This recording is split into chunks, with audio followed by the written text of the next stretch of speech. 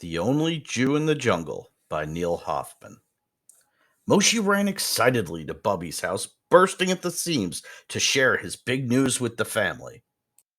We are going on a vacation, Moshe told the family. He held up the plane tickets to Africa and told the Mishpacha that as a Hanukkah present, they were going on a safari.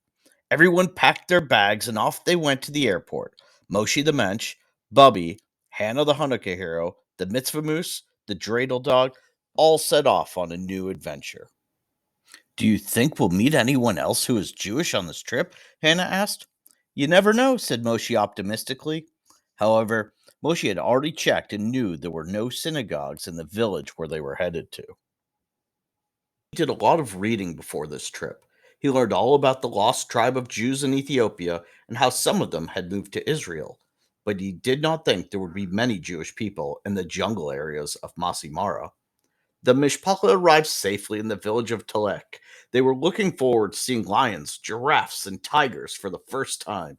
Moshe was shocked to see a familiar animal walk across the street. It was a zebra, but this zebra had menorah in his stripes. The mitzvah moose ran over to the zebra, eager to learn more. Shalom, said the mitzvah moose. Shalom, said the zebra. The family was very excited to meet the zebra. They found out his name was Basheret and that he had moved to Africa from Israel. They also learned that he had declared himself the zebra from Zion. Moshe was thrilled to meet another Jew in his travels. We must celebrate Shabbat with your family, he said. I can't wait to see your synagogue, added Hannah. Basheret the zebra tilted his head and said, I'm sorry to say, but I am the only Jew in the jungle. The Mensch and his family looked at each other in surprise. How did the zebra celebrate the holidays? How did he feel being different from all the other animals? What was it like being the only Jew in the jungle?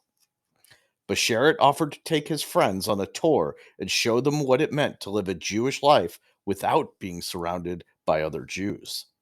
The Mishpacha followed Basheret to the local elementary school.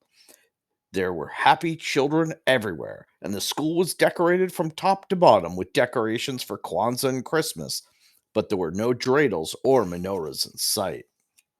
Today is a teaching day, Basheret said as he walked into Mrs. Bell's kindergarten classroom. The children all marveled at the zebra as when he asked, Who knows the story of Hanukkah? Moshe was shocked.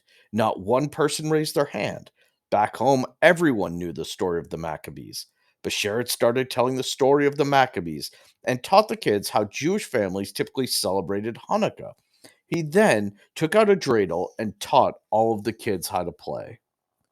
Dreidel Dog could not contain his excitement and jumped right into the game because that's what Dreidel Dogs do. Mrs. Bell thanked the zebra and his guests. As they walked out of class, Bashir turned to Mochi and said, I have a choice. I can be sad about being different from everyone around me, or I can be happy knowing I'm special because I am different. It was getting late in the day, and the sun was getting ready to go down. It was Shabbat, and the zebra welcomed the Mensch family into his home to celebrate. Will you go to temple tonight? Asked Bubby. Basheret answered, No, there's no temple around here, but my previous rabbi sent me a computer so I can watch the service from the jungle. That's not how we did it when I was a kid, said Bubby. The look of wonder on her face, the zebra smiled and replied, I talk to God in my heart, not in a building. Bubby looked at the zebra and thought, for someone so young, he was very wise. On Sunday, the family finally went on their safari and invited the zebra to join along. As they trekked through the jungle, they saw a baby elephant who had lost its pack. The zebra quickly ran to help the lost creature. Isn't that dangerous? Moshe said. The zebra said, We need to do mitzvot when the opportunity arises. That's part of living a Jewish life. As he said that, the mitzvah moose's antlers lit up, and Moshe knew his new friend was right. With the safari complete, the Mensch family said their goodbyes and got ready to head home.